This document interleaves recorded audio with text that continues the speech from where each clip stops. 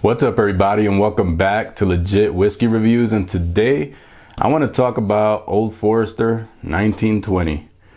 Yes, so this is a topic that I've been thinking about in my head for a long time. If you guys have been watching my channel for a long time, I mean, I've been on YouTube for a little over 3 years now, or around 3 years.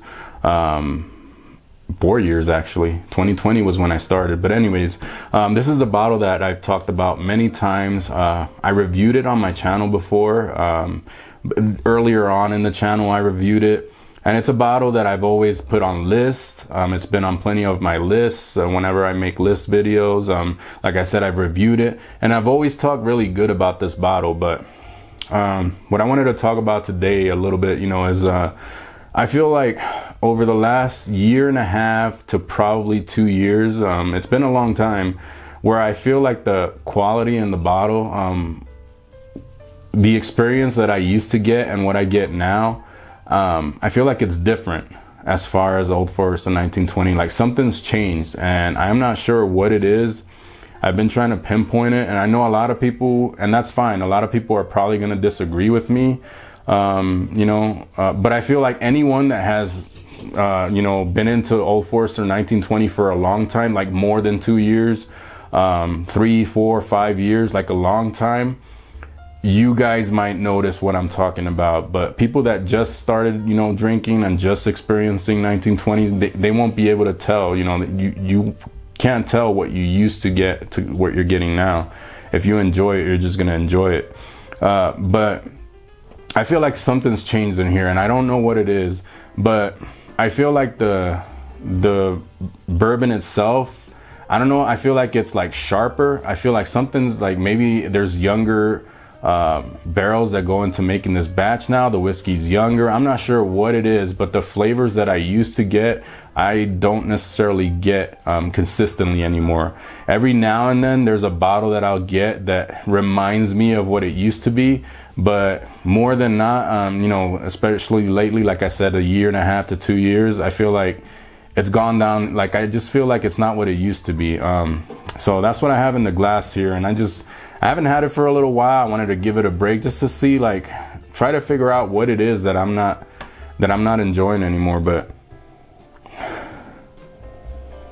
because before, when I used to put this to my nose, I mean, it was just like rich dark cherry, and I used to get a good amount of chocolate. That really stands out to me from what I can remember. I wish I still had an older bottle, but this bottle's probably, I bought it maybe like 6 months ago, less than 6 months ago. So, but I don't have an older bottle, so, because I used to go through these pretty often because I enjoyed them so much. But like I said, it's just been different. Now, this one here, these always are 115 proof, and yeah, 115 proof, so 57.5% ABV. But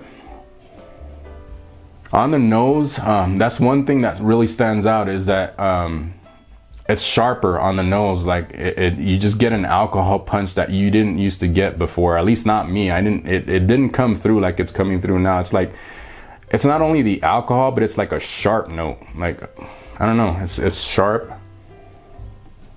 And those dark notes that I used to get aren't necessarily there anymore.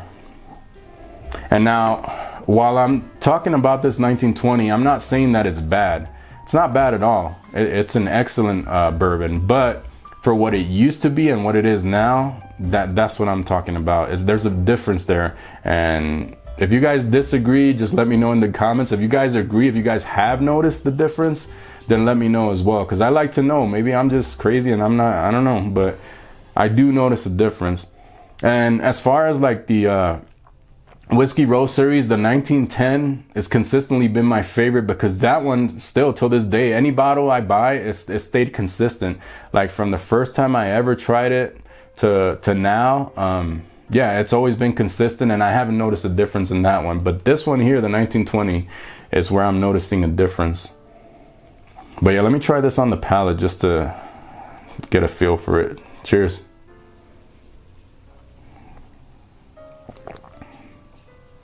And I waited for this one to open up quite a bit to talk about it, just to make sure what I'm talking about is what's happening. But yeah, again, those flavors, like, they want to come out. They're almost there.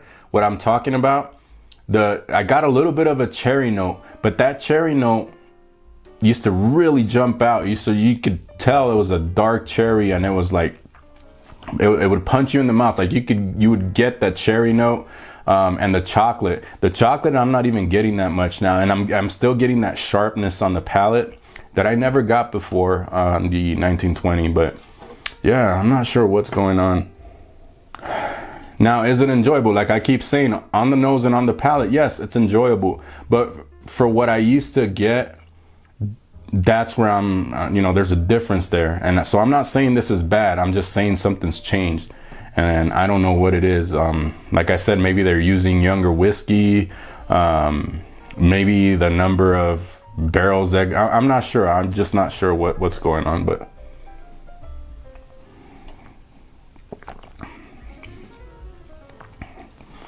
yeah, it's good. But again, I'm getting that sharp alcohol note on the palate that I really don't enjoy. So basically, the reason I made this video is just to see if anyone else has noticed a difference over the last maybe 2 years, year and a half to 2 years. If you have been drinking it for a long time, like let's say 4 or 5 years compared to now, there's a difference. And I'm still noticing the difference here after I turned on the camera, poured it, haven't had it in a while, and then still, I'm still getting that sharp note, something off-putting that I'm just not enjoying anymore. And it's not just this bottle. Like I said, this is something that it's always on my shelf because I used to enjoy it, but now I don't really enjoy it anymore. So it's not just this bottle, it's the last at least 3 or 4 bottles of the 1920 that I've really not enjoyed. So I think this is probably going to be the last bottle I buy. And like I said, a lot of people might disagree with me on that, but I just feel like the quality is not the same anymore. I feel like maybe it's younger, or I'm not sure, because like I said, the 1910 it's the same to me. I love it and it hasn't changed. It's consistent, but this one here is what's changed, and I'm just not enjoying it anymore. So this will probably be the last time that I buy a bottle of 1920, unfortunately, unless something changes, unless people rave about, 1920. I'm not sure. I mean, I don't know, but it's just something that I wanted to talk about because I'm curious what people are going to say in the comments. Have you noticed the difference? Because I want to know. Because there is a difference to me, and I just don't enjoy it anymore. So that's what I wanted to talk about. Like I said, hope you guys enjoyed it. Let me know in the comments.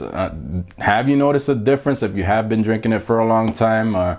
Or if you're a new drinker to the 1920, let me know as well. Like, do you enjoy it, or this is something that you feel like you don't enjoy? But yeah, it's something that I'm really interested to know. Have you guys noticed a difference, and something I wanted to talk about. So hope you guys enjoyed the episode. If you did, hit the like button, subscribe, and keep it legit, and do it for the love of whiskey. Cheers.